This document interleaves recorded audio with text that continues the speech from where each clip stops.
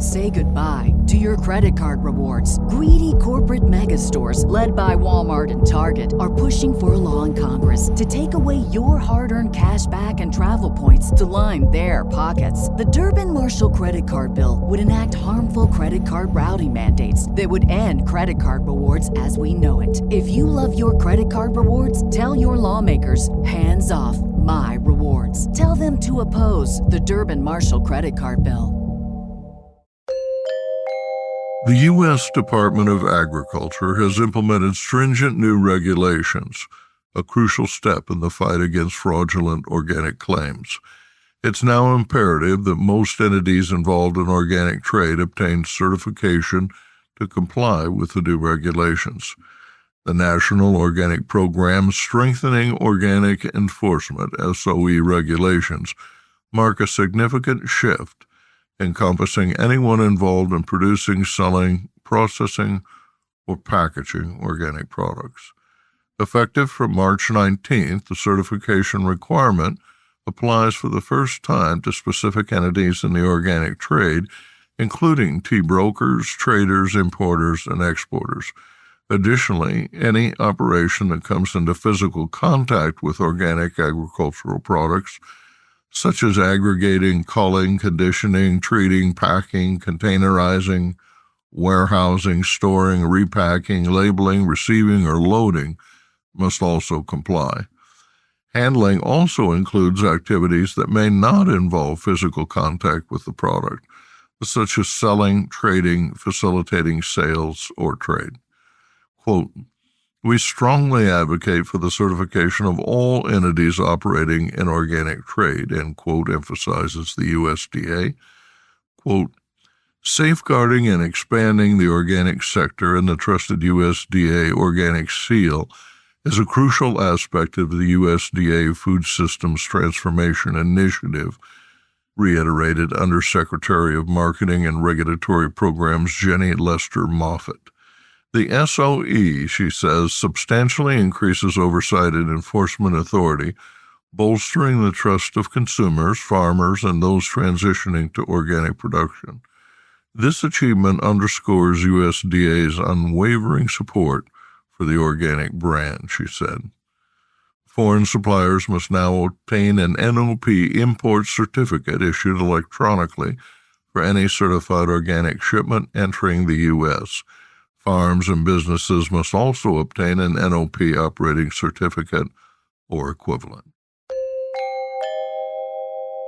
Business Insight. Despite the new regulations, the number of certification applications has not significantly increased, leading industry observers to conclude that many suppliers are not compliant. The rule change followed a massive fake organic grain scandal uncovered in 2017.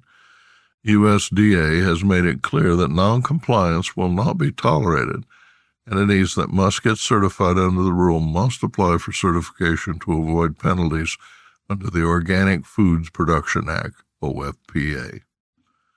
Download the USDA NOP fact sheet on the TBiz blog or visit www.ams.usda.gov for more details. The Colombo Tea Traders Association and Sri Lanka Tea Board will host the Colombo International Tea Convention at the Cinnamon Grand Hotel from July 24th to 26th.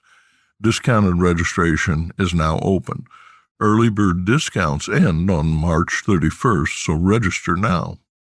The convention theme is Tea, a Lifestyle and a Livelihood. The event will explore Ceylon Tea's pivotal role, spark conversations, and inspire action towards a sustainable tea industry. The program includes 50 speakers and will unfold in 8 sessions over 3 days. Events include an outcry auction, gala dinner, and beach party on closing night. A Ceylon tea tasting experience will introduce attendees to Sri Lanka's growing regions. Sessions include fair price as a global challenge, a topic of utmost relevance in today's tea industry, an ozone-friendly to zero-carbon session on climate, and a conversation about the value of tea. Sri Lanka has emerged from financial, political, and social turmoil addressed in a session on the resilience of tea and its legacy. Business Insight. I will moderate the Friday discussion on innovation, which features a panel of ag technology experts presenting innovations that include streamlining financial transactions, online markets, new traceability tools, digital identification, and cloud-based analysis of tea as a service. Tea harvests in Zimbabwe and the Southern Hemisphere are peaking well below average. According to Zimbabwe's Horticultural Development Council, HDC, the tea industry faces significant challenges due to unfavorable weather conditions, economic policies, and exchange rate disparities. The late onset of rains tied to the El Niño during the 2022-23 season has reduced tea output. Insufficient rainfall throughout the season, extreme temperature fluctuations, hailstorms, and erratic rainfall affected tea plantations, leading to lower yields.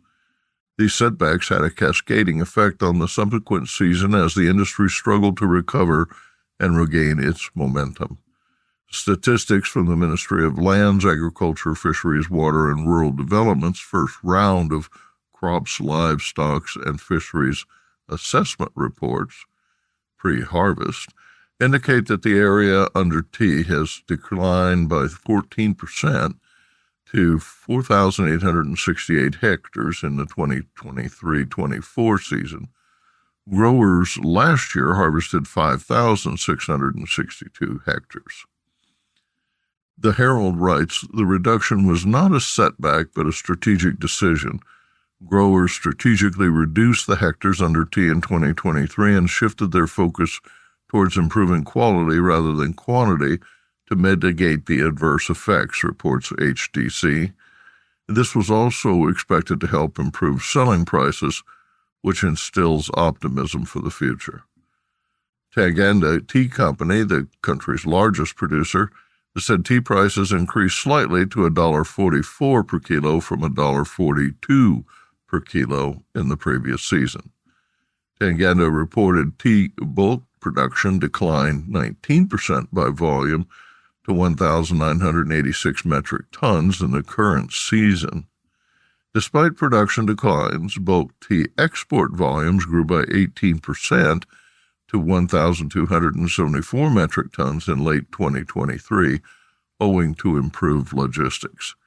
The company reported that sales of packaged tea at 475 metric tons were 14% lower than the 549 metric tons sold during the same period last year.